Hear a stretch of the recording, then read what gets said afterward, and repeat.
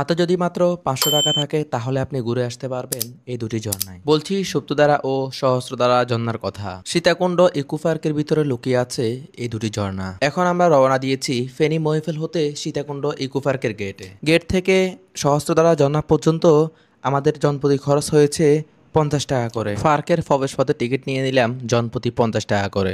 আস্তে আস্তে আমরা সহস্রধারা ঝর্ণার কাছাকাছি চলে আসলাম। এখন আমাদেরকে এই সিঁড়ি দিয়ে ভিতরে যেতে হবে। প্রায় 483টি সিঁড়ি পার হতে হবে। এটাই হচ্ছে সেই কাঙ্ক্ষিত ঝর্ণাটি। অনেক উঁচু থেকে পানি পড়ছে। মাঝে মাঝে মেঘের কারণে উপরের অংশগুলো দেখা যায় না।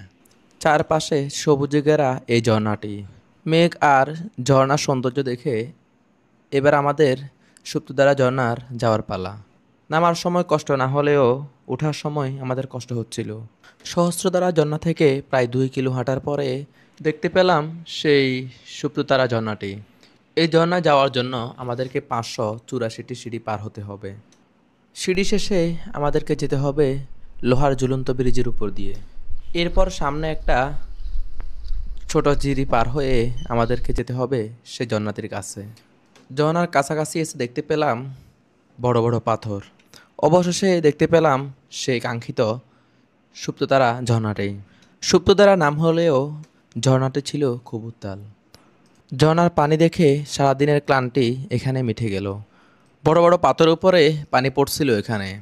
আমরা অনেকক্ষণ এখানে সৌন্দর্য দেখেছি এবং গোসল করেছি। উঁচু উঁচু পাহাড়ে বৃষ্টির পানি বয়ে এখানে সৃষ্টি হয়েছে এই দুটি ঝর্ণা। পাহাড়ের মাঝে লুকিয়ে থাকা এই ঝর্ণা ও আকাশের মেঘের বেলা দেখে এবার আমাদের যাওয়ার পালা। এই টিপে আমাদের খরচ হয়েছে 560 টাকা করে।